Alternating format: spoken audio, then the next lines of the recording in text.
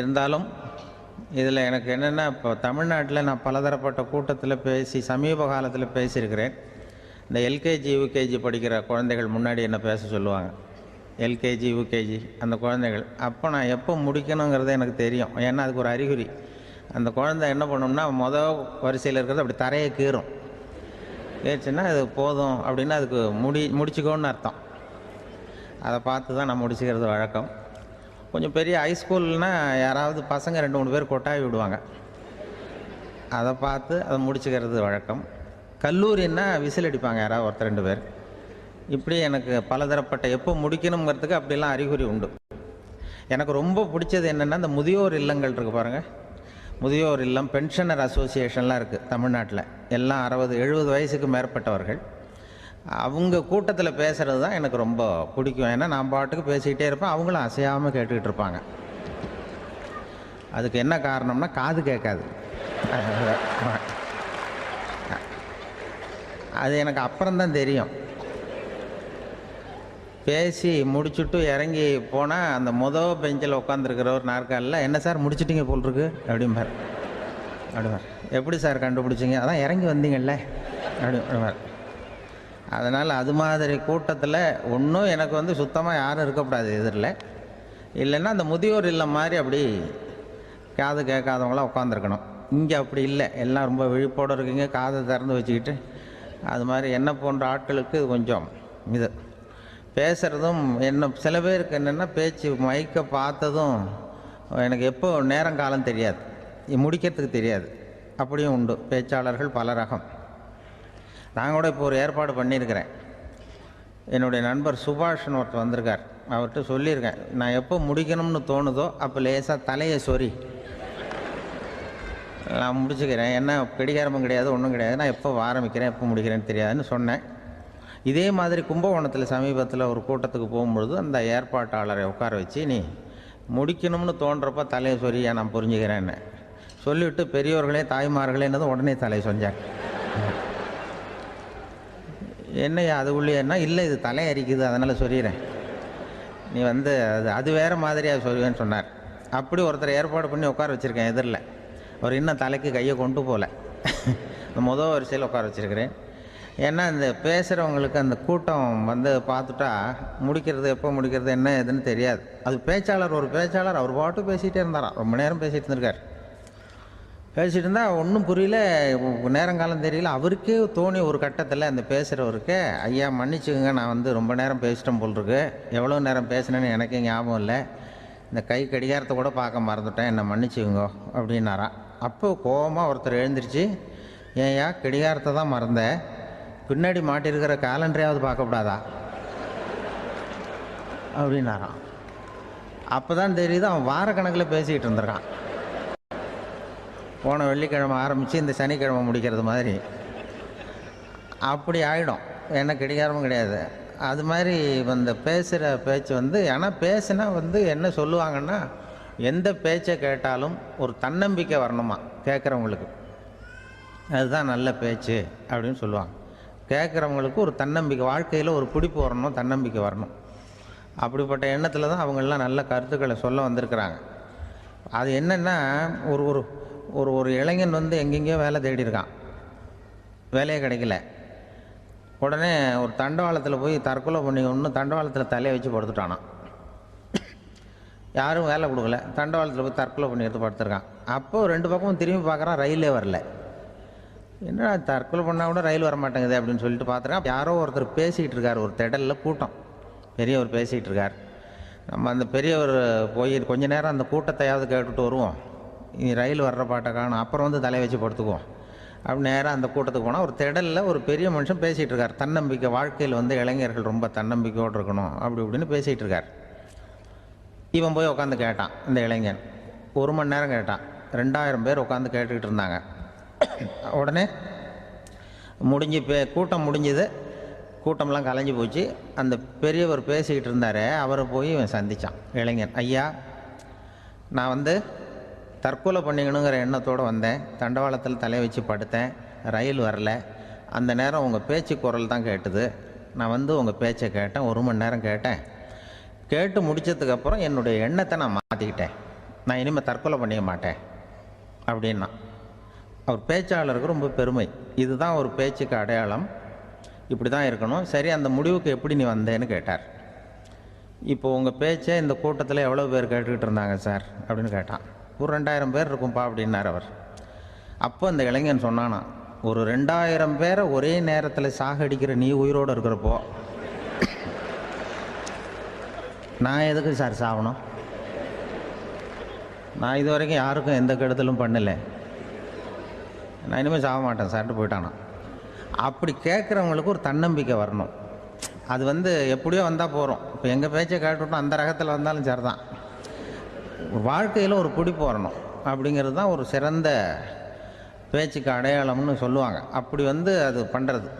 இதில் என்னென்னா, இந்த மனிதனுக்கு அந்த சிரிப்பு இருக்குது பாருங்கள், அதை பற்றி சொல்லுவாங்க. நகைச்சுவை குடும்பத்தில் நகைச்சுவை உணர்வு இருந்ததுன்னா குழப்பமே வராதுன்னு சொல்லுவாங்க. இந்த பேச்சாளர்கள் என்னென்னா, சில பேர் தெளிவாக பேசி குழப்புறவங்க இருக்கிறாங்க, குழப்பமாக பேசி தெளிவுபடுத்துகிறவங்க இருக்கிறாங்க. அப்படிப்பட்ட பேச்செல்லாம் உண்டு. குழப்பமாக பேசி தெளிவுபடுத்துறது யாருன்னா சித்தர்கள். நம்ம பழைய சித்தர் பாட்டெல்லாம் பார்த்திங்கன்னா படிக்கிறதுக்கு குழப்பமாக இருக்கும், ஆனால் அது கருத்து தெளிவாக இருக்கும். அதுதான் குழப்பமாக பேசி தெளிவுபடுத்துகிறவரெலாம் பழைய நம்ம சித்தர்கள். தெளிவாக பேசி குழப்புறவங்க இருக்கிறாங்க சில பேச்சாளருக்கா. ஒருத்தன் ஆடு மேய்ச்சிக்கிட்டு இருந்தானா, ஒரு ஆடு மேய்ச்சிக்கிட்டு இருந்திருக்கிறான் ஒரு திடலில். அந்த ஆடு மேய்க்கிற அந்த ஆள் ரொம்ப தெளிவாக பேசணும்னு நினைக்கிறவன். அவர்கிட்ட போய் கேட்டிருக்கான், அந்த ஆள்கிட்ட போய் ஒருத்தன் கேட்டான், மந்தையில் எத்தனை ஆடுப்பா இருக்குது அப்படின்னா. அப்போ அவன் சொன்னான், நான் ஆடு மேய்க்கிறேன் சார், எதையும் தெளிவாக கேட்கணும், நீ கருப்பாட்டை கேட்குறியா வெள்ளாட்டை கேட்குறியா அப்படின்ட்டுருக்கான். கருப்பாடு அது ஒரு 50 இருக்குது அப்படின்னா. சரி, வெள்ளாடு எத்தனை இருக்குது அப்படின்னா, அதுவும் 50 தான் இருக்குது அப்படின்ட்டுருக்கான். இன்னும் ரெண்டும் ஒரே ஆன்சர் தானே சொல்கிறான் அப்படின்னு சொல்லி, சரி இந்த ஆடெல்லாம் எவ்வளவு புல் சாப்பிடும் ஒரு நாளைக்கு சார்? மறுபடியும் தெளிவாக கேளுங்க, கருப்பாடா வெள்ளாடா? கருப்பாடு அப்படின்னா 10 கிலோ சாப்பிடும். சரி, வெள்ளாடு அதுவும் 10 கிலோ சாப்பிடும். ரெண்டுக்கும் அதே தான் சொல்கிறான். சரிப்பா, இது எல்லாம் எவ்வளவு பால் கறக்கும் இந்த ஆடெல்லாம்? சார் திருப்பி சொல்ல, தெளிவாக கேளுங்க, கருப்பாடா வெள்ளாடான்னா? கருப்பாடு தென்னை 5 லிட்டர் கறக்கும், வெள்ளாடு அது 5 லிட்டர் தான் கறக்கும் அப்படின்னா. இப்படியே இவன் தெளிவாக பேசி இவன் என்ன சொல்லிட்டு வரான்னு தெரியல. ரெண்டும் ஒரே ஆன்சர் தான், அப்புறம் எதுக்கு பிரித்து பேசுகிறேன், ரெண்டும் ஒன்று தாடா சொல்கிறேன்னு இருக்காரு. அப்படி இது ஆரம்பத்திலே கேட்டால் சொல்லிட்டு போகிறேன். ஏன் அப்படி தெளிவாக பிரித்து கேட்குறேன்னா, அந்த கருப்பாடெல்லாம் எதிர்த்த வீட்டுக்காரனுக்கு சொந்தம் அப்படின்னா. சரி, வெள்ளாடு அதுவும் எதிர்த்த வீட்டுக்காரனுக்கு தான் சொந்தம் அப்படின்னா. இப்போ இவன் என்ன பேசினா, தெளிவாக பேசி குழப்பிக்கிட்டு இருக்கான்னு அர்த்தம். இப்போ எதுக்கு இந்த அறிகுறியை சொல்கிறேன்னா, நான் பேசுகிறது கூட அப்படி தான் இருக்கும். ஏன்னா குழப்பமாக பேசி தெளிவுபடுத்துகிறவர்கள் பின்னாடி வராங்க, அவங்க கொஞ்சம் அவங்க. அதனால் நம்மளால் முடிஞ்ச வரைக்கும் கொஞ்சம் தெளிவாக பேசி உங்களை குழப்பி வச்சோம்னா அவங்க பின்னாடி பார்த்துக்குவாங்க.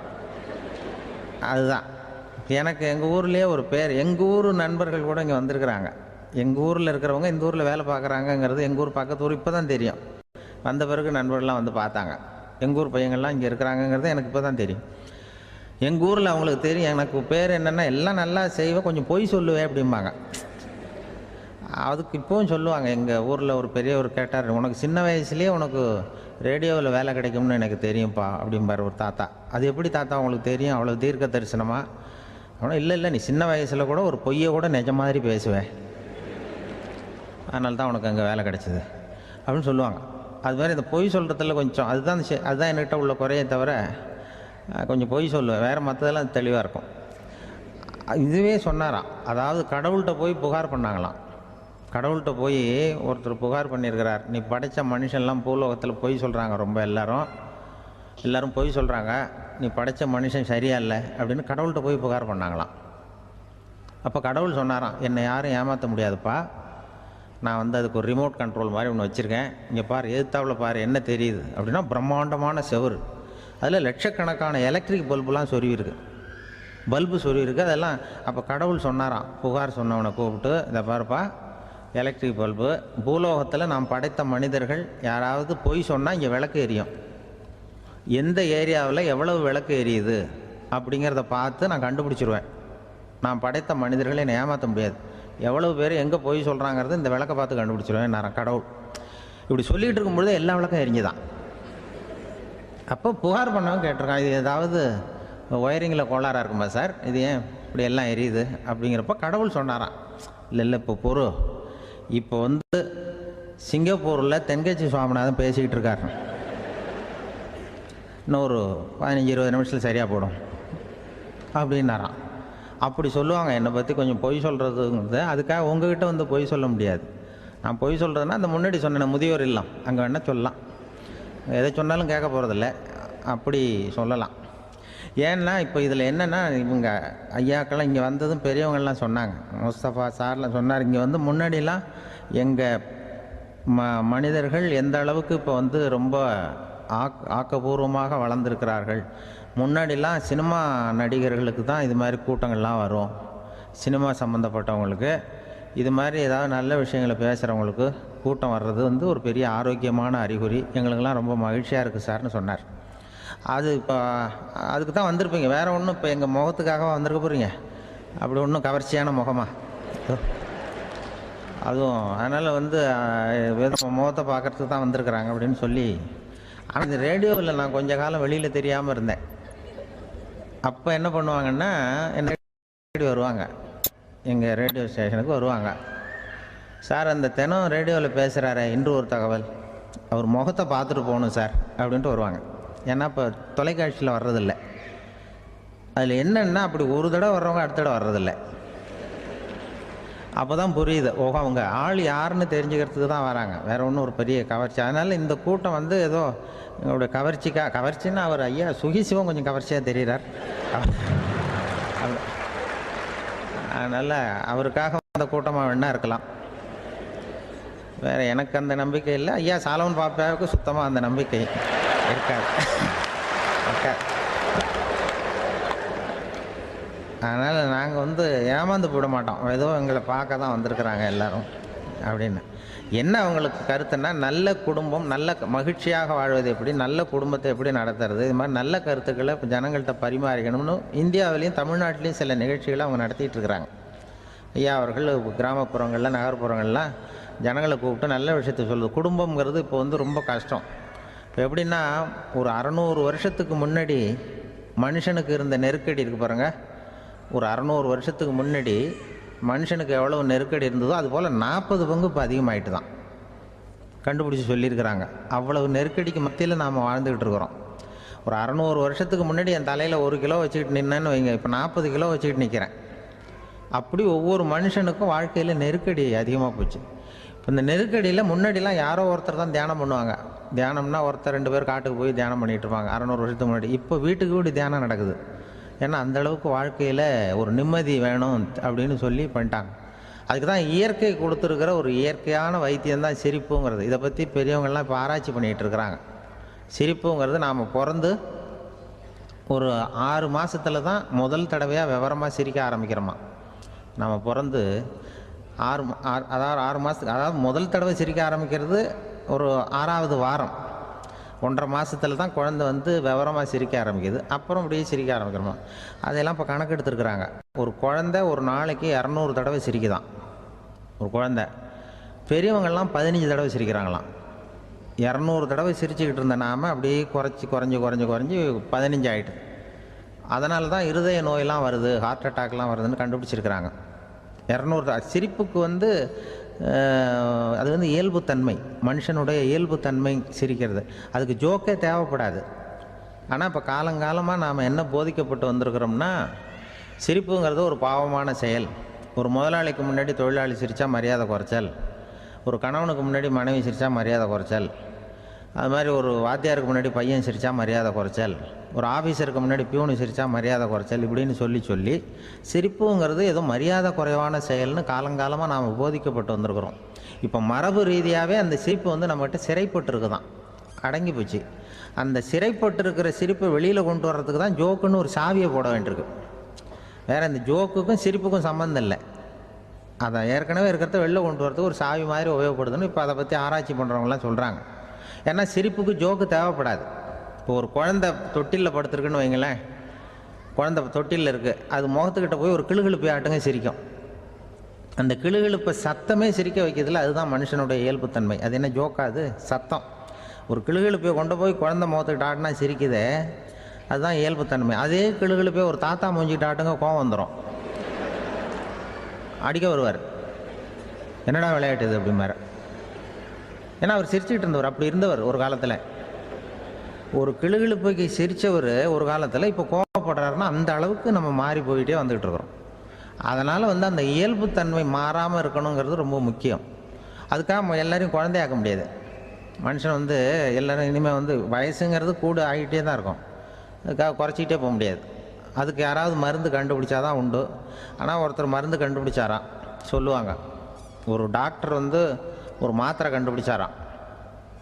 ஒரு மாத்திரை சாப்பிட்டா ஒரு வயசு குறையும், ஒரு மாத்திரை சாப்பிட்டா ஒரு வயசு குறையும் அப்படின்னு ஒரு மாத்திரையை கண்டுபிடிச்சிருக்கார்.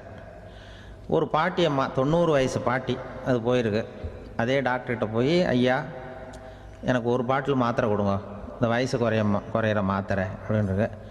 அவர் ஒரு பாட்டில் கொடுத்தார் மாத்திரை. பாரும்மா பாட்டியம்மா, ஒரு மாத்திரை சாப்பிட்டா ஒரு வயசு குறையும், எடுத்துகிட்டு போகணும்னு கொடுத்துருக்காரு டாக்டர். இந்த 90 வயசு பாட்டி எடுத்துகிட்டு வீட்டுக்கு வந்துட்டு மறுநாள் அதே டாக்டர்கிட்ட போயிருக்கு. 30 வயசு பொண்ணாக போச்சான். 30 வயசு பொண்ணாக மாறி அதே டாக்டர்கிட்ட போயிருக்கு. இடுப்பில் ஒரு கை குழந்தை, அது சட்டை கிட்ட போடாமல் கட்டவரில் வாயில் வச்சுட்டு உட்காந்துருக்கு. நேராக டாக்டர்கிட்ட போய், டாக்டர் நேற்று வந்தேன், ஏதோ ஒரு மாத்திரை சாப்பிட்டா ஒரு வயசு குறையுன்னீங்க, நான் ஏதோ ஒரு ஆர்வத்தில் ஒரு 30-40 மாத்திரை சாப்பிட்டேன், இப்படி ஆகிட்டேன் அப்படின்னு. இப்போ டாக்டர் சொல்லியிருக்காரு, இதுக்கு ஏமா வருத்தப்படுற, எல்லோரும் வயசு குறையணும்னு தான் நினைக்கிறாங்க, உனக்கு வயசு குறைஞ்சிட்டுது, நீ சந்தோஷப்படு, இதுக்கே மறுபடியும் என்னட்ட வந்திருக்கிற அப்படின்னாரான் டாக்டர். அப்போ அந்த அம்மா சொல்லித்தேன், என்னை பற்றி பரவாயில்ல டாக்டர், என் இடுப்பில் பாருங்கள் கை குழந்தை, இது சட்டை கிட்ட போடாமல் உட்காந்துருக்கு, கட்டவரில் வாயில் வச்சுட்டு உட்காந்துருக்கு, இது ரொம்ப ஆர்வத்தில் ஒரு 70 மாத்திரையை சாப்பிட்டு விட்டுது, இது என் வீட்டுக்காரரு.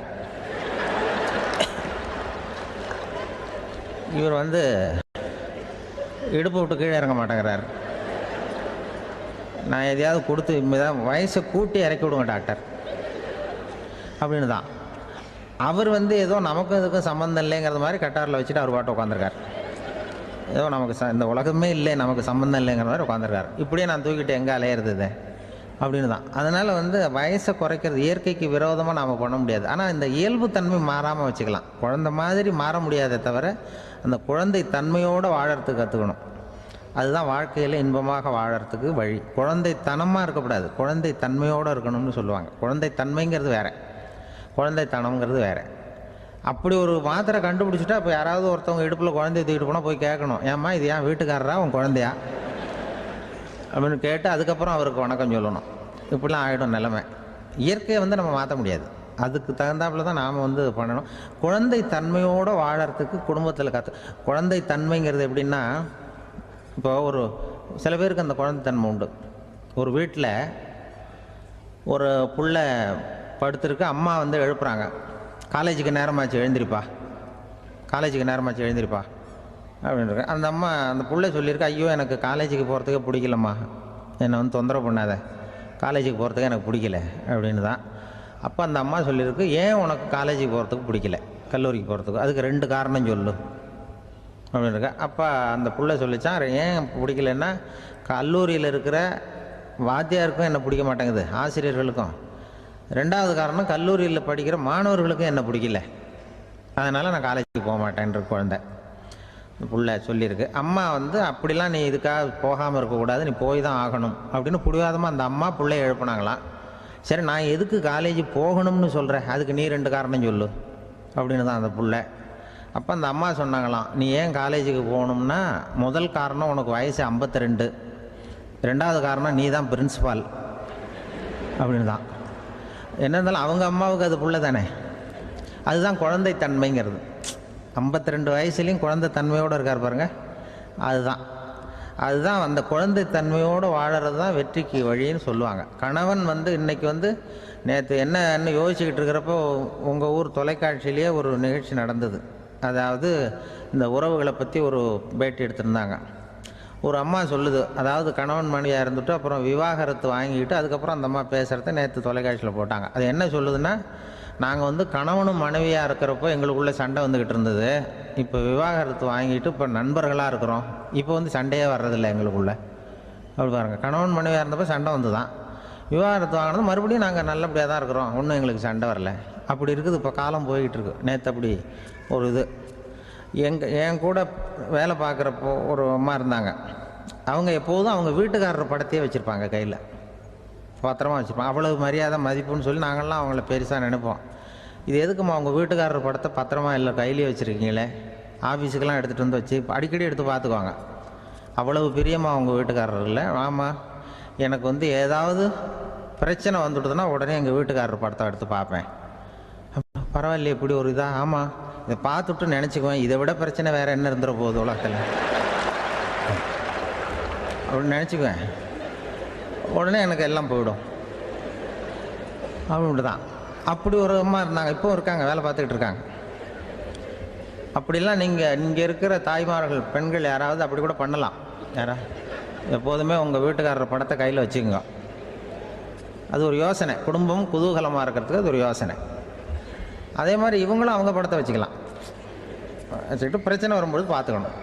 இதை விட நமக்கு என்ன வந்துட போகுது பெருசா அப்படி தான் இருக்கணும். குடும்பம் நல்லபடியாக இருக்கணும்னா அதுக்கு இப்போ சொல்லுவாங்க, கடவுளே ஒரு வீட்டு கணவன் வீட்டு தலைவர் கனவுல வந்தாராம். கடவுள் இது மாதிரி உன்னை விட்டுட்டு உங்கள் குடும்பத்தை உன்னையெல்லாம் விட்டுட்டு போக போகிறேன்னா, அதனால் ஏதாவது வரம் வேணும்னா கேட்டு போய் வாங்கிக்கோ அப்படின்னு கடவுள் சொன்னாராம் இந்த குடும்ப தலைவர்கிட்ட. அவருக்கு என்ன கேட்குறதுன்னு புரியல.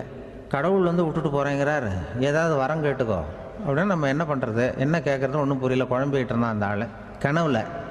இப்போ கடவுள் சொன்னாராம், சரி நீ ரொம்ப குழப்பமாக இருக்க, நாளைக்கு மறுபடியும் உன் கனவுல வரேன், அதுக்குள்ளே நீ முடிவு பண்ணி வை, உனக்கு என்ன வரம் வேணுமோ கேட்டு வாங்கிக்கோ, உனக்கு வரம் கொடுத்துட்டு நான் போயிடுறேன், உன்னை விட்டுட்டு போகிறதா நான் முடிவு பண்ணிட்டேன் அப்படின்ட்டுருக்காரு கடவுள். சரி ஒரு நாள் அவகாசம் கொடுங்க, நாளைக்கு நான் இதுக்குள்ளே முடிவு பண்ணி வைக்கிறேன்ட்டு அவர் வந்தார். மறுநாள் முழிச்சுக்கிட்டு மனைவி மகன் மக்கள் எல்லாரையும் கூப்பிட்டார், குடும்பத்தில் எல்லாரையும்.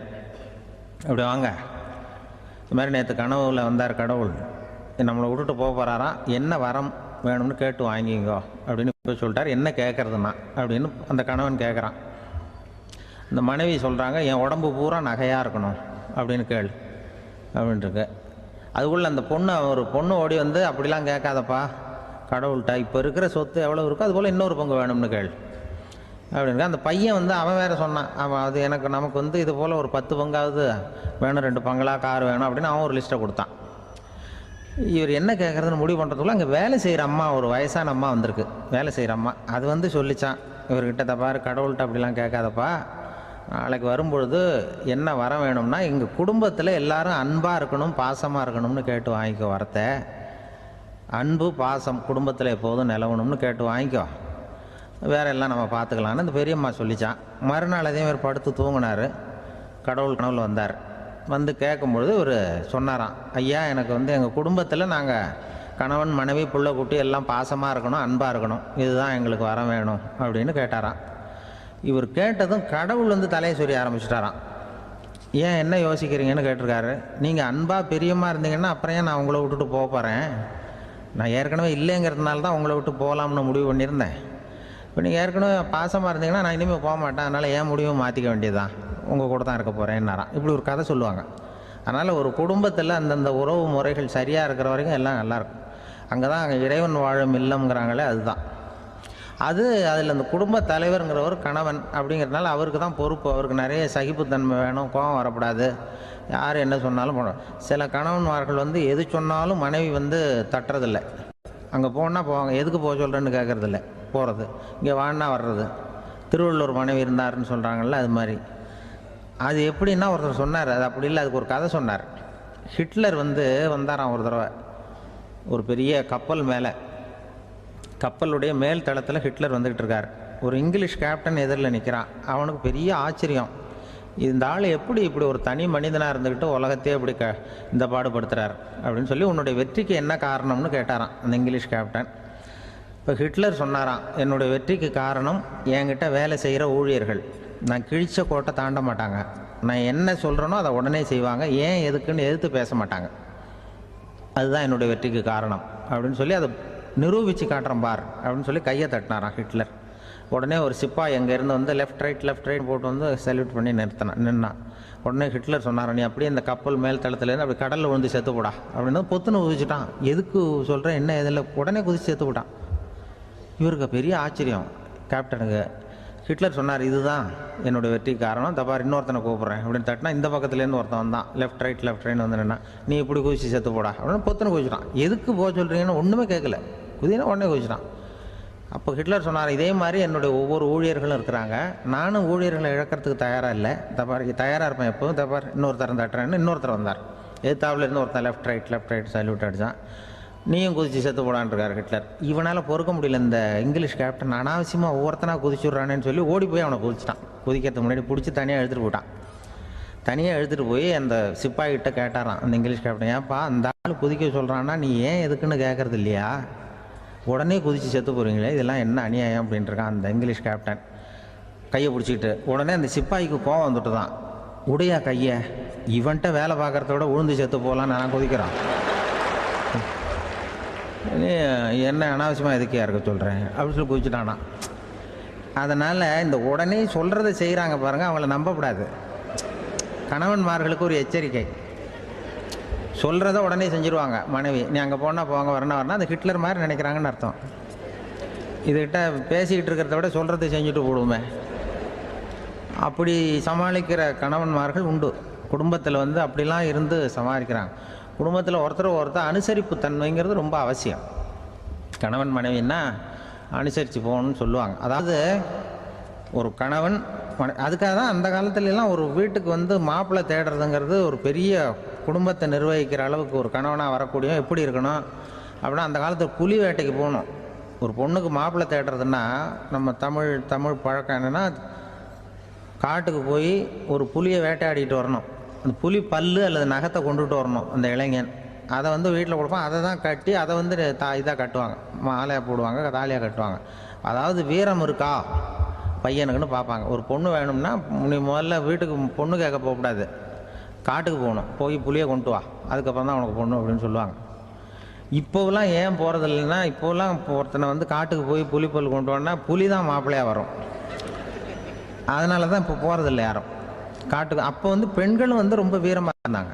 பெண்கள் மூலம் அந்த காலத்தில் எப்படின்னா, முறத்தாலேயே புலியை துரத்துவாங்களாம். நம்ம பழைய பாட்டிலெல்லாம் பார்த்துருப்பீங்க, முறத்தால் புலியை விரட்டினாங்கன்னு வரும் பழைய பாட்டு.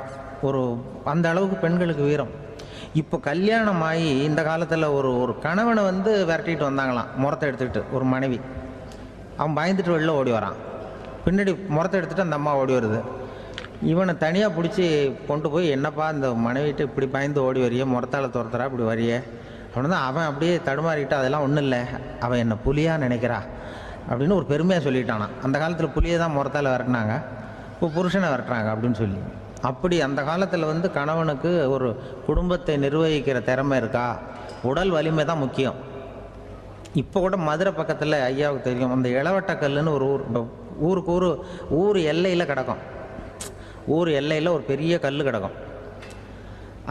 அந்த ஊருக்கு பொண்ணு கேட்க போகிறவங்க அந்த கல்லை தலைக்கு மேலே தூக்கி காட்டணும், அப்படியே தூக்கி தலைக்கு மேலே வசதி கீழே போடணும். அந்த வலு இருந்தால் தான் நீங்கள் அந்த ஊருக்குள்ளேயே போகலாம், பொண்ணு கேட்குறதுக்கு போகலாம், இல்லைன்னா நீ திரும்பி போக வேண்டியதான். அந்த வலிமை இருக்கா மாப்பிள்ளைன்னு பார்க்குறாங்க, இளவட்டக்கல்லுன்னு பேர். அப்போ என்ன பண்ணாங்கன்னா, ஒரு 1000 வருஷத்துக்கு முன்னாடி அந்த கல்லை தலைக்கு மேலே தூக்கி கீழே போடுவாங்களாம். ஒரு 500 வருஷத்துக்கு முன்னாடி அப்படி கொஞ்சம் தூரம் இடுப்பு அளவுக்கு தூக்கி கீழே போட்டுக்கிட்டு இருந்துருக்குறாங்க. அதுக்கப்புறம் ஒரு 100 வருஷத்துக்கு முன்னாடியெல்லாம் அப்படி முழங்கால அளவுக்கு அப்படி தூக்கி போட்டால் போகிறோம்னு வச்சுருந்தாங்களாம். இப்போ நான் அந்த ஊருக்கு என் கூட பழனிசாமின்னு ஒருத்தர் இருக்கார், அவர் போய் உனக்கு எப்படிப்பா இந்த ஊரில் கல்யாணம் ஆச்சு அப்படின்னா, இப்போலாம் நாங்கள் தொட்டு கும்பிட்டா போகிறோம், அதை அசைக்கிறது கூட இல்லை. அப்படி ஆகிட்டுது. ஒரு குடும்பத்தை கணவனாக வரப்போகிறவனுக்கான தகுதி அந்த காலத்தில் அப்படி இருந்துதான். அப்படி கணவன் தேர்ந்தெடுக்கிறது, குடும்ப தலைவனை தேர்ந்தெடுக்கிறது ஒரு பெரிய காரியம். ஒரு பெரிய செல்வந்தர் போட்டி வச்சாராம், ஒரு நீச்சல் குளம், அதில் யார் வேணாலும் குதித்து அந்த பக்கம் போய் கரையேறலாம். அந்த நீச்சல் குளத்தில் விஷப்பாம்புலாம் கிடக்கு. யார் துணிஞ்சி அந்த விஷப்பாம்பு இருக்கிற குளத்தில் குதித்து அந்த பக்கம் போய் கரையேறானோ அவனுக்கு ஒரு 100 ஏக்கர் நிலம் கொடுப்பேன், அது வேண்டான்னா ஒரு 1000 ஆடு கொடுப்பேன், அதுவும் வேண்டான்னா என் பொண்ணை கொடுப்பேன் அப்படின்னு போட்டி வச்சார். அதான் மாப்பிள்ளையை தேர்ந்தெடுக்கிறதுக்கு அவர் ஒரு வழி, நீச்சல் குளத்தில் குதிச்சு கரையேறணும். இப்போ அந்த ஊரில் இருக்கிற இளைஞர்கள்லாம் பார்க்குறாங்க அந்த குளத்தில் குதிக்கணும்னு. ஆனால் குளத்தில் வெறும் விஷப்பாம்புலாம் கிடக்கு, இது என்ன பண்ணுறதுன்னு பார்த்தா யாருமே குதிக்கிறதுக்கு தைரியம் வரல. திடீர்னு ஒருத்தன் துணிஞ்சு குதிச்சான். படபடன்னு அடிச்சுட்டு போய் அந்த பக்கம் கரையேறிட்டான். கரையேறின உடனே பரவாயில்லையே ஒரு ஆள் வந்துட்டான்னு சொல்லி அவனை அந்த இளைஞனை போய் பிடிச்சிட்டு வந்தாங்க. அந்த பெரியவர் கேட்டார், ஏப்பா இவ்வளவு பெரிய விஷப்பாம்பெல்லாம் கிடக்கிற நீச்சல் குளத்தில் நீ துணிஞ்சு குதித்து கரையேறி இருக்கிற, உனக்கு என்ன 1000 ஏக்கர் நிலம் கொடுத்துறவா, 100 ஏக்கர் நிலம் கொடுக்கவா சொல்கிறப்படி அப்படின்னா வேண்டாம் சார்ன்றான். ஓஹோ அப்படின்னா ஒரு 1000 ஆடு வேணுமா உனக்கு அப்படின்னா அதுவும் வேண்டாம் சார். ஓ அப்படின்னா என் பொண்ணு வேணுமா அப்படின்னா அதுவும் வேண்டாம் சாருங்கிறான். அப்புறம் எதுக்குடா குதிச்சுன்ட்டு என்ன உனக்கு என்ன தான் வேணும் அப்படின்னு கேட்டிருக்கார். என்னை எவன் பிடிச்சி தள்ளி விட்டவன்னு தெரியணும் அப்படின்றான்.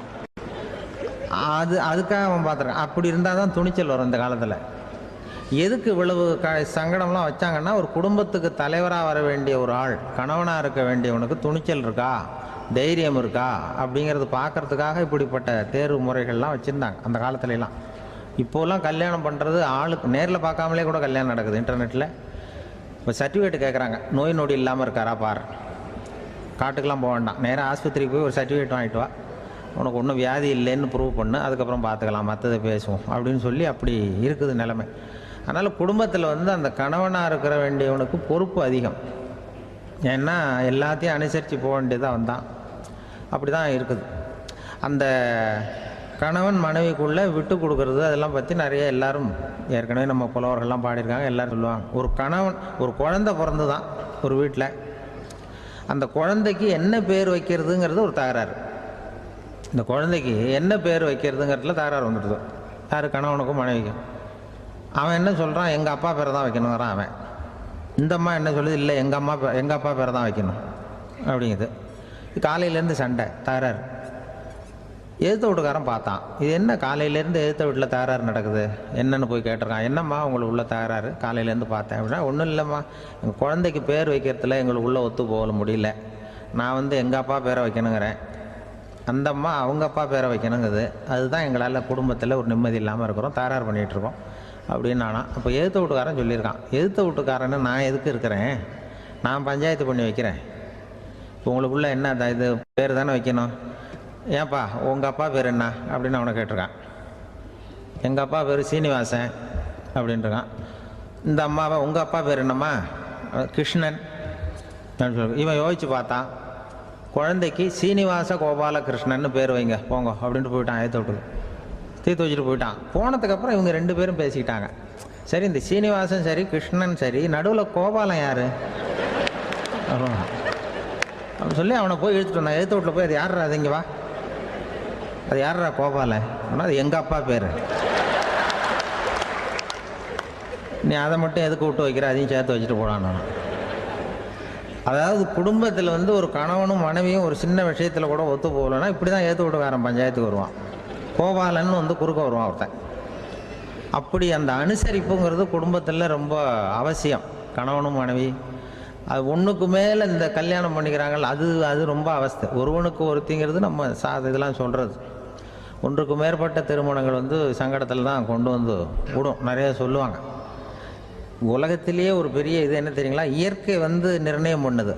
இப்போ நம்ம சில பேருக்கு எனக்கு பொம்பளை பிள்ளை வேண்டாம் ஆம்பளை பிள்ளை வேண்டான்னு சொல்லி இந்த ஸ்கேன் பண்ணி என்னென்னவோ பண்ணிகிட்டு இருக்கிறாங்கல்ல. ஆனால் இயற்கை அந்த 50-50 ரேஷியோவை அது மெயின்டைன் பண்ணிகிட்ருக்கு. இந்த உலகத்தில் ஒரு அதிசயமான உண்மை என்னென்னா, 116 ஆம்பளை பிள்ளை பிறந்தா 100 பொம்பளை பிள்ளை பிறகுதான்.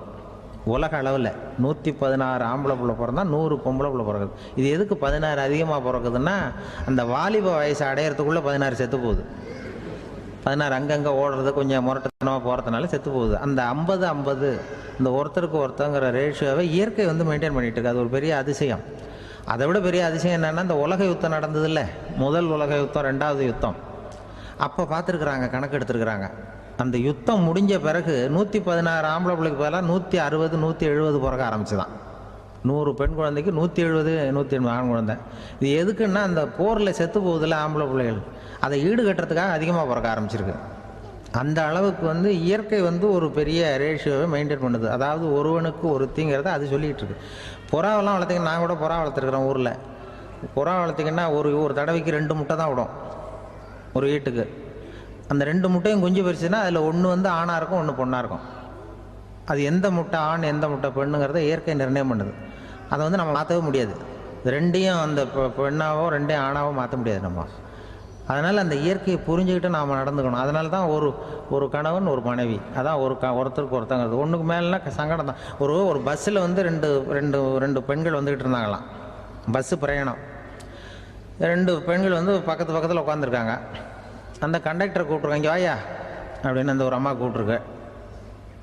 என்னம்மா அப்படின்ட்டுருக்கார். வந்து இந்த ஜன்னலை திறந்து விட்டு போ அப்படின்னு. சரின்னு பக்கத்தில் இருந்த ஜன்னலை திறந்து விட்டு அவர் போயிட்டார். பக்கத்தில் இருந்தாமல் உடனே இங்கே வாயா மறுபடியும் வாயான்னு கூப்பிட்ருக்கு. வந்து என்ன இந்த ஜன்னலை மூடி விட்டு போ அப்படின்ட்டுருக்கு. மூடி விட்டு போனார். மறுபடியும் அந்த முன்னாடி கூப்பிட்டது வாமா வாயான்னு மறுபடியும் கண்டக்டரை கூப்பிட்டு, என்ன இந்த பார், இந்த ஜன்னலை வந்து நீ மூடி வச்சின்னா நான் மூச்சு திணறி செத்து போடுவேன். அப்புறம் உடனே பக்கத்தில் இருந்த அம்மா, தபாரியா அந்த அம்மா பேச்சை கேட்டுட்டு நீ திறந்து வச்சின்னா நான் குளிர் தாங்காமல் செத்து போடுவேன் அப்படின்ட்டு அவர் தலையை பிச்சுக்கிறார் கண்டக்டர். என்னடா பெரிய ரொம்ப போச்சேன்னு, கொஞ்சம் தூரம் பிரயாணம், இதில் கூட அட்ஜஸ்ட் பண்ணி போகக்கூடாதா அப்படின்னு. அப்போ அந்த பஸ்ஸில் பின்னாடி ஒருத்தன் கடைசி சீட்டில் வெயில் தாங்காமல் சட்டையெல்லாம் கட்டி போட்டுட்டு ஒரு கிராமத்து ஆள் பீடி குடிச்சிட்டு வரான். அவர் கூப்பிட்ருக்கான் அந்த ஆள், அந்த கண்டக்டர், இங்கே வாயா அங்கே என்ன தகராறு அப்படின்னு. அந்த எதிர்த்து வீட்டுக்காரன் வந்தானே முன்னாடி பஞ்சாயத்துக்கு, அது மாதிரி கண்டக்டர் இங்கே வாயா, அவன் ஏன் நீ என்ன சொல்ல போகிற அப்படின்ட்டு வந்திருக்கான். சட்டையெல்லாம் கட்டி போட்டு பீடி குடிக்கிறான். பீடி புகையை ஊதி விட்டு அங்கே என்ன தகராறு அப்படின்னு கேட்டிருக்கான். ஒன்றும் இல்லையா, அந்த அம்மா வந்து ஜன்னலை திறந்தா செத்து போவேங்கிறது, இந்த அம்மா ஜன்னலை மூடுனா செத்து போவேங்கிறது, நான் என்னையா பண்ணுறது ஒரு ஆள் அப்படின்னு. இதுக்கு ஏன் கவலைப்படுறேன், நான் சொல்கிறத கேள்வி, நான் தீர்த்து வைக்கிறேன் பிரச்சனையை அப்படின்னு சொல்லிவிட்டு பீடியை எடுத்துக்கிட்டு புகையை ஊதிவிட்டு சொன்னானா, கொஞ்ச நேரம் அந்த ஜன்னலை மூடி வை, அந்த அம்மா செத்து போவோம். அப்புறம் திறந்து வை, இந்த அம்மா செத்து போவோம், நாம் நிம்மதியாக போகலாம் அப்படின்னு சொல்லிட்டு பீடி குடிக்க ஆரம்பிச்சிட்டான். அவருக்கு கோவம் வந்துட்டுது கண்டக்டருக்கு. உனக்கு என்னையா நீ பாட்டுக்கு சொல்லிட்டு விடுவ, அந்த 2 அம்மாவும் செத்து போச்சுன்னா அவங்க வீட்டுக்காரனுக்கெல்லாம் யார் பதில் சொல்கிறது அப்படின்னா, கவலையே படாத, 2 பேருக்கும் நான் தான் வீட்டுக்காரன். அதனால தான் அந்த யோசனையை சொன்னேன் அவங்ககிட்ட. அப்புறம் இதுதான் அந்த ஒன்றுக்கு மேலே போச்சுன்னா அது இயற்கைக்கு விரோதம், இப்படிலாம் ஆகும். அதனால தான் அவன் அவ்வளவு ஒன்றுமே வேண்டான்ட்டு கடைசி பெஞ்சு இதில் போய் சீட்டில் உட்காந்துக்கிட்டான். அப்படி அது இயற்கையை புரிஞ்சுக்கிட்டு வாழணுங்கிறது முக்கியம். குடும்பத்தில் வந்து கணவனுடைய பங்கு என்ன, மனைவனுடைய பங்கு, குழந்தை குட்டிகள்லாம் சொல்லுவாங்க. அப்படி இருக்கணும். கணவன்கிறவனுக்கு நிறைய சகிப்புத்தன்மை தேவைப்படுது. மனித நேயம்ங்கிறத பற்றி சொல்லுவாங்க. மனித நேயம் ஏன்னா ஒரு கணவனாக இருக்கணும், மனைவி மனைவியாக இருக்கணும். ஒரு மனுஷன் வந்து இன்றைக்கி வந்து மனிதனாக இல்லை, மனித நேயம் குறைஞ்சி போச்சு, ஏது குடும்ப உறவுகள்லாம் ரொம்ப மாறி போச்சுன்னு சொல்கிறேன். இப்போ நாகரிகத்தில் அப்படி தான் இருக்குது. ஒரு இதில் ஒருத்தன் என்ன பண்ணியிருக்கிறான், ஒரு சின்ன பையனை கொண்டு வந்தானா. ஒரு சின்ன பையன் பக்கத்தில் இருக்கான். ஒரு பெரியவர் கேட்டிருக்கார், யாருப்பா அந்த பையன் அப்படின்னு கேட்டிருக்கார். இவன் சொன்னான்னா, இந்த பையன் எனக்கு தூரத்து உறவுன்னு இருக்கான். சரி, தூரத்து உறவுன்னா எப்படி அப்படின்னு கேட்டிருக்கான். இந்த பையன் எங்கள் அப்பாவுக்கு 8வது பிள்ளை அப்படின்னானா. கூட பிறந்தவனே அவ்வளோ தூரமாக போயிட்டான், 8வதாக பிறந்தான். அப்படி இருக்கு குடும்ப உறவுகள்ங்கிறது. மனுஷனுக்கு வந்து வேல்யூ விஞ்ஞானம் எப்படி போட்டிருக்குன்னா, ஒரு மனித உடம்பில் இருக்கிற கால்சியத்தை மட்டும் தனியாக எடுத்தால் ஒரு சின்ன ரூமுக்கு வெள்ளை அடிக்கலாமா. ஒரு மனுஷ உடம்பில் இருக்கிற பாஸ்பரஸை மட்டும் தனியாக எடுத்தால் ஒரு 40 நெருப்பு குச்சி தயார் பண்ணலாம். ஒரு மனுஷ உடம்பில் இருக்கிற இந்த கொழுப்பு சத்தை மட்டும் தனியாக எடுத்தால் ஒரு 7 சோப்பு கட்டி தயார் பண்ணலாம். அது மாதிரி ஒரு மனுஷ உடம்புல இருக்கிற இரும்பு சத்தை மட்டும் தனியாக எடுத்தால் ஒரு 2 அங்குல அணி 2 செய்யலாம். இவ்வளவுக்கும் விலை போட்டால் 42 ரூபா 50 காசு. இதுதான் மனுஷனுக்கு விஞ்ஞானம் போட்டிருக்கிற விலை. அது எப்போ அது ஒசரும்னா, அவன் மனுஷனாக இருக்கிற வரைக்கும் இருக்கிறப்ப. அதுவும் செத்து போனால் அதுவும் கிடையாது, செத்து போனால் அதுவும் குறைஞ்சிரும். மிருகங்களுக்கெல்லாம் அப்படி இல்லை, செத்ததுக்கு அப்புறம் விலை கூடும். அங்கெல்லாம் எல்லா ஊர்லேயும் பார்த்திங்கன்னா உயிர் கோழி 50 ரூபா, உரிச்ச கோழி 60 ரூபான்னு போட்டிருக்கோம். செத்ததுக்கு அப்புறம் 10 ரூபா அதிகம். மனுஷனை வந்து நீ உயிர் மனுஷன் 42 ரூபா 50 காசு, செத்ததுக்கு அப்புறம் 52 ரூபான்னா நீயே வச்சுக்கிடாது, எனக்கு இது கண்டு போடும். அவன் வந்து எப்போ அவனுக்கு வேல்யூ கூடும்னா, மனிதனாக வாழும்பொழுது தான் வேல்யூ கூடும்.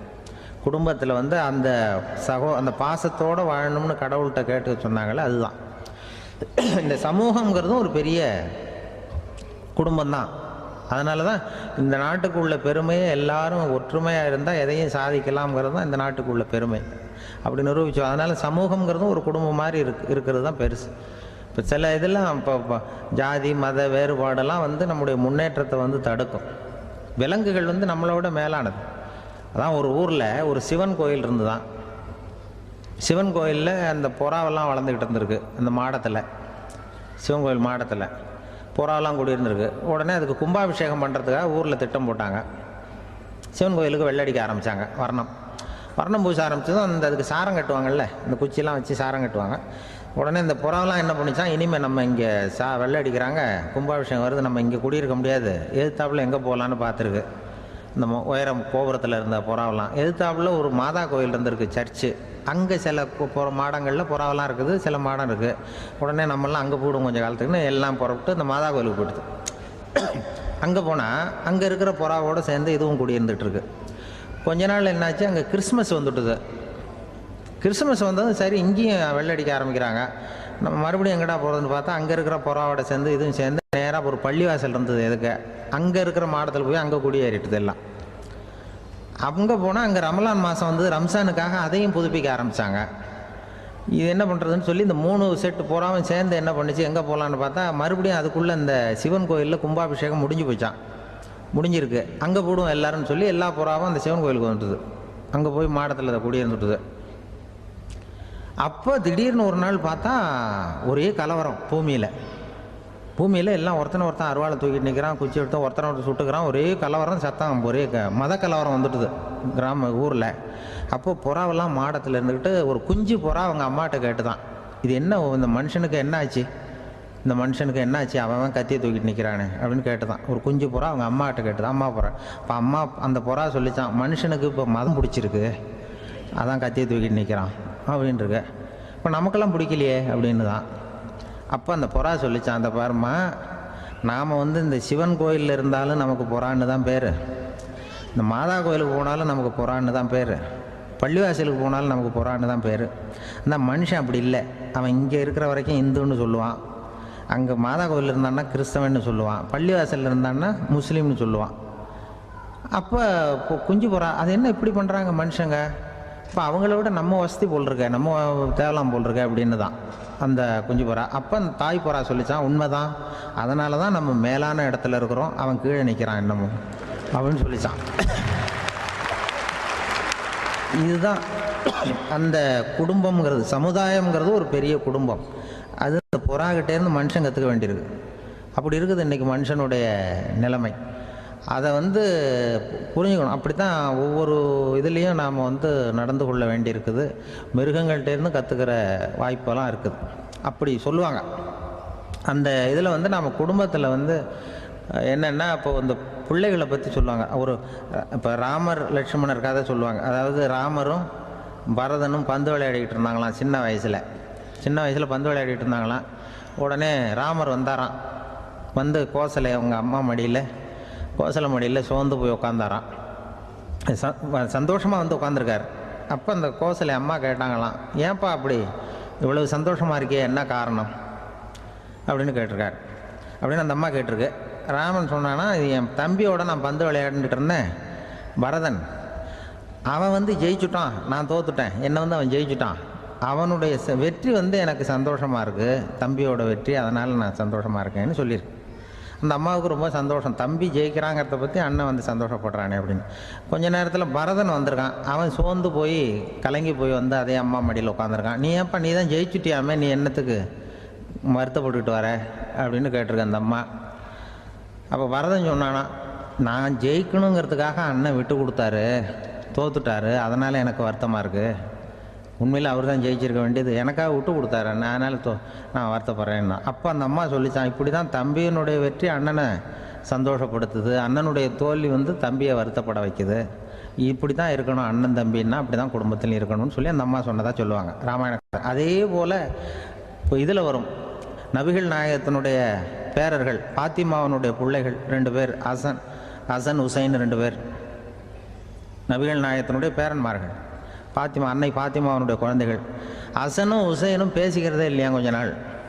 இந்த அம்மாவுக்கு அதை பார்க்குறாங்க, ஏதோ அண்ணன் தம்பிக்குள்ளே ஏதோ தகராறு போல் இருக்கு, ஏன் பேசிக்க மாட்டேங்கிறாங்க அப்படின்னு சொல்லி அந்த பிள்ளைகளை கூப்பிட்டு வச்சு அந்த அம்மா புத்தி சொல்லிச்சான். இந்த பாருப்பா, நீ வந்து அண்ணன் தம்பிக்குள்ளே இது மாதிரி இருக்கக்கூடாது. உங்கள் பாட்டனார் ஒரு புத்திமதி சொல்லியிருக்கார், உனக்கு தெரியுமா? ஒரு முஸ்லீம் இன்னொரு முஸ்லீமோடு 3 நாட்களுக்கு மேல் பேசாமல் இருந்தால் அது அவனை கொலை செய்வதற்கு ஒப்பாகும் அப்படின்னு நபிகள் நாயகம் சொல்லியிருக்கார், தெரியுமா உனக்குன்னு அந்த அம்மா சொல்லிச்சான். அப்போ அந்த தம்பிக்காரர் சொன்னாராம், ஹுசைன் சொல்லியிருக்கார், அதுவும் எனக்கு தெரியும். அதே தாத்தா பாட்டனார் என்ன சொல்லியிருக்காருன்னா, அந்த 2 பேரில் யார் முதல்ல சலாம் சொல்கிறாங்களோ, யார் முதல்ல முன்னாடி பேசுகிறாங்களோ அவங்களுக்கு சொர்க்கம் கிடைக்கும், இறைவனுடைய ஆசி கிடைக்கும்னு சொல்லியிருக்கிறார். அந்த ஆசி அண்ணனுக்கு கிடைக்கட்டுமேங்கிறதுக்காக நான் பேசாமல் இருக்கிறேன் அப்படின்னா. அந்த ராமனும் பரதனும் எப்படி இருந்தாங்களோ அப்படி தான் ஹசனும் ஹுசைனும் இருந்திருக்கிறார்கள். அந்த பாசம்தான் குடும்பத்தில் வேணும். குடும்பத்தில் அண்ணன் தம்பி எப்படி நடந்துக்கணும், அம்மா பிள்ளை எப்படி நடக்கணும் அப்படிங்கிறது தான். ஏன்னா தாய் அம்மாவுக்கு வந்து எப்போதுமே பிள்ளைங்கள் வந்து அம்மா பக்கம்தான் இருக்கும். அம்மா பிள்ளைங்க தான் அதிகம். இதில் ஒரு பெரிய நீதிபதி இருந்தார் சென்னையில், உண்மையாக நடந்தது. சென்னையில் ரொம்ப காலத்துக்கு முன்னாடி காந்தி இருந்த காலத்தில் சென்னையில் ஒரு நீதிபதி, அவர் ஒரு நாள் கோர்ட்லாம் விட்டு ரொம்ப கஷ்டப்பட்டு ராத்திரி சும்மா போய் உடனே வீட்டுக்கு வரல. கோர்ட்டினுடைய நடவடிக்கை முடிஞ்சு வீட்டுக்கு வராமல் போய் எங்கெங்கேயோ போய் சுற்றிவிட்டு அந்த நண்பர்களோடு அப்படி உல்லாசமாக அப்படி கொண்டாடிவிட்டு நடுராத்திரிக்கு வந்திருக்கிறாரு வீட்டுக்கு 1 மணிக்கு. அப்போ அந்த வயசான அம்மா வாசல்லையே காத்துக்கிட்டு இருக்கு. உள்ளே போச்சு நீதிபதி, இன்னும் வந்து சேரலேன்னு வாசல்லே நின்றுட்டு இருந்துதான். அப்போ அது வந்த உடனே பலார்னு அரைஞ்சி விட்டாங்களாம் அந்த அம்மா. ஏன்டா அவ்வளோ தூரம் எங்கே போனேன், என்னதான் நீதிபதியாக இருந்தாலும் அவங்களுக்கு புள்ள தானே, பலார்னு அரைஞ்சி விட்டாங்க. உடனே அவர் கலங்கி போய் அழுதாராம். மறுநாள் கேட்டிருக்காங்க அந்த பக்கத்தில் இருந்தவங்க, ஏன் நீ வந்து பெரிய நீதிபதி, பெரிய பதவியில் இருக்க, அதனால் உன்னை உங்கள் அம்மா அடிச்சிட்டாங்கன்னு அழுதியா அப்படின்னு கேட்டாங்களாம். அப்போ அவர் சொன்னாராம் நீதிபதி, இல்லை நான் வந்து இது மாதிரி எங்கள் அம்மாக்கிட்ட அடிக்கடி அடி வாங்குவேன். எப்போதும் அவங்க அடிக்கிற அடி பலமாக விழும். இப்போ அவங்க அடித்தது எனக்கு வலிக்கவே இல்லை. அந்த அளவுக்கு அவங்களுக்கு வயசாகிட்டுதே, பலம் குறைஞ்சிட்டுதேன்னு நினச்சி அழுதேன் அப்படின்னுக்காரான். அதுதான் புள்ள அம்மா பேரில் உள்ள பாசங்கிறது. இதே போல் நான் சொன்னது மாதிரி முன்னாடி இவர் ஒரு இறைநேச செல்வர் ஒருத்தர் இருந்தார். ஒரு அம்மா வந்து எனக்கு அப்பா தண்ணி கொடுப்பா அப்படின்ட்டு படுக்கையில் இருந்த அம்மா. இவர் ஏதோ படிச்சுக்கிட்டு இருந்தவர், ஒரு சின்ன இளைஞர். உடனே ஓடி போய் ஒரு குவளையில் தண்ணி எடுத்துகிட்டு போய் அம்மாவுக்கு முன்னாடி நிற்கிறார். முன்ன அந்த அம்மா அதுக்குள்ளே தூங்கி போச்சு. இவர் அந்த தண்ணியை வச்சுக்கிட்டு அவர் பாட்டு நிற்கிறார். விடிஞ்சு போச்சு. விடிகிற சமயத்தில் அந்த அம்மா முடிச்சு பார்க்குது, பையன் தண்ணியோட கையில் வச்சுட்டு நிற்கிறார். ஏம்மா என்னப்பா நீ ராத்திரி பூரா தண்ணியோடு நின்றுட்டு இருக்கிறியா எனக்கா அப்படின்னு. அப்பா அவர் சொன்னாராம், ஆமாம்மா ராத்திரி தண்ணி தாகமாக இருக்குன்னு கேட்டீங்க, உடனே தண்ணி கொண்டு வந்துட்டேன். ஓடி வந்து பார்க்கும்பொழுது நீங்கள் தூங்கிக்கிட்டு இருந்தீங்க. தூங்கிட்டு இருக்கும்பொழுது உங்களை எழுப்ப வேண்டாம், தூக்கத்தை கெடுக்க வேண்டாம்னு நான் நினச்சேன், அதனால் எழுப்பலை. தூக்கம் முழிக்கிற சமயத்தில் உடனே தாகமாக இருக்கும், தண்ணி குடிக்கணும்னு ஆசைப்படுவீங்க, அதனால் தண்ணியை பக்கத்துலேயே வச்சுட்டு நிற்கிறேன் அப்படின்னு அந்த இளைஞர் சொன்னாராம். அப்படியே கட்டி பிடிச்சிட்டு நீ பிற்காலத்தில் பெரிய அறிஞராக வருவேன்னு சொல்லி அந்த அம்மா வரணும்னு சொல்லி இறைவனை வேண்டாங்களாம். அவர் தான் இஸ்லாமிய மார்க்கத்தில், தீன் மார்க்கத்தில் பெரிய ஆளானது. அதாவது ஷர்புதீன் யாஹ்யான்னு ஒருத்தர், அவர் பெரிய இஸ்லாமிய பேரறிஞராக வந்தார். இப்படி அம்மா பேரில் பாசமாக உள்ளவங்கள்லாம் இருந்தாங்க நிறையா. அப்படி அந்த குடும்பத்தில் வந்து அந்த பாசம் நேசம் எவ்வளவு இருக்கோ அவ்வளவுக்கு அவர்கள் உயர்வார்கள்ங்கிறது தான் நம்முடைய பெரிய இதெல்லாம் பெரியவங்கள்லாம் சொல்லியிருக்கிறது அதுதான். அதனால தான் அந்த கணவனுடைய பங்கு என்ன, மனைவியினுடைய பங்கு என்ன, பிள்ளைகளுடைய பங்கு என்னங்கிறத பற்றி ரொம்ப விவரமாக சொல்கிறதுக்காக தான் அதை பற்றி நாம் சிந்திக்க வேண்டிய நேரம் இதுங்கிறனால தான். கணவனுக்கு வந்து இது வந்துடக்கூடாது, அதாவது கோபம் வரக்கூடாது, நிதானம் வேணும் அப்படின்லாம் சொல்லுவாங்க. நிதானம், கணவன் வந்து கோபப்படக்கூடாதுமா. அதுக்கு நாங்கள் மனுஷனுக்கு சினம் தவிர்த்தல்னு பயிற்சியெல்லாம் கொடுக்குறாங்க. இப்போது மனுஷன் கோபப்படாமல் இருக்கணும், போகணும் வரணும், அதுக்கு சொல்லுவோம் நாங்கள். சும்மா கதை ரூபமாக சொல்கிறது. அங்கே வேதாத்திரி மகரிஷின்னு இருக்கார், அவர் இதில் வந்து சினம் தவிர்த்தல்னு பயிற்சியை கொடுப்பாங்க. குடும்ப தலைவர்கள் பெரியவங்கள்லாம் வந்து அந்த பயிற்சியை எடுத்துக்கணும். என்ன கூப்பிட்டாங்க ஒரு தரம், சினம் தவிர்த்தல்னு ஒரு பயிற்சி கொடுக்குறோம், அதில் நீ வந்து பேசுன்னாங்க. நான் சொன்னேன், நான் பயிற்சிக்கு வேணா வரேன், என்னை பேச வேண்டாம் சார், நான் வந்து பயிற்சி கற்றுக்கிறேன். என்ன இல்லை நீ அதெல்லாம் பயிற்சி நாங்கள் கொடுக்குறோம், நீ உனக்கு என்ன தெரியுமோ சொல்லு, மனுஷன் கோவப்படாமல் இருக்கணும், அதுக்கு ஏதாவது வழி சொல்லிட்டு போ அப்படின்னு கூப்பிட்டாங்க. சரின்ட்டு போனேன். போய் அங்கே போய் நான் சொன்னேன், இது மாதிரி எனக்கு தெரிஞ்சது ஒரு கதை மாதிரி சொன்னேன். மீனம்பாக்கம் ஏர்போர்ட், அங்கே ஜப்பானுக்கு போக வேண்டிய ஒரு பிரயாணி லக்கேஜோடு நிற்கிறார் நிறையா. இதை வாங்கி பிளேனில் ஏற்றக்கூடிய ஒரு தொழிலாளி அவர்கிட்ட ஒரு சண்டை போடுறார், அடிக்க போகிறார், திட்டுறாரு, கண்டாமலான்னு திட்டுறார். அவர் இதை ஒருத்தர் பார்த்துக்கிட்டே இருக்கார்.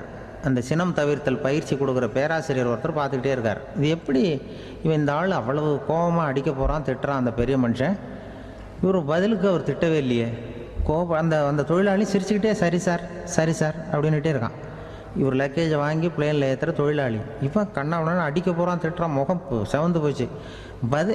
இவருக்கு என்ன ஆச்சரியம்னா இந்த ஆள் இவ்வளவு கோவப்படுறான், அதை வாங்கி அந்த தொழிலாளி கொஞ்சம் கூட முகத்தில் கோபமே படலையே, சிரித்த முகத்தோடு இருக்கானே, இவன் நமக்கு பயிற்சி வகுப்பு எடுக்கலாம் போல இருக்க அப்படின்னு இவர் நினச்சிட்டார். ரொம்ப நேரம் அவர் கத்திக்கிட்டு இருந்தார். சரி சார் சரி சார்ன்ட்டு அதை வாங்கிட்டு அவர் போயிட்டார். போனதுக்கப்புறம் இவர் இந்த ஆள் அப்புறம் பிளேன் வந்தது, ஏறி அவர் போயிட்டார், ஜப்பானுக்கு போயிட்டார். அதுக்கப்புறம் இந்த சினம் தவிர்த்தல் பேராசிரியர் ஓடி போய் அந்த தொழிலாளியை பிடிச்சி கொண்டு வந்தார். இந்த பாருப்பா, நான் காலையிலேருந்து பார்த்துக்கிட்டு இருக்கேன், அந்த ஆள் உன்னை அடிக்க வந்தான், திட்ட வந்தான், இவ்வளவு கோவப்படுறான், உனக்கு பதிலுக்கு நீ கோவமே படலையே, உனக்கு கோவமே வராதா, அது எப்படி நீ சினம் தவிர்க்கிறது, எப்படி உனக்கு கோவமே வரலையா அப்படின்னு கேட்டிருக்கார். அப்போ அந்த தொழிலாளி சொன்னாராம், அப்படி இல்லை சார், மனுஷன்னு பிறந்தால் கோவம் படாமல் இருக்க முடியாது, எல்லாருக்கும் கோவம் வரும், அது அவங்கவுங்க வழியில் டீல் பண்ணுவாங்க, நான் அதை என் வழியில் டீல் பண்ணேன், அவ்வளோதான். அப்போ அவர் திட்டும் பொழுது உனக்கு கோபம் வந்தது தானே? வந்தது சார். இப்போ அது எப்படி டீல் பண்ணேன்னு கேட்டிருக்கார்.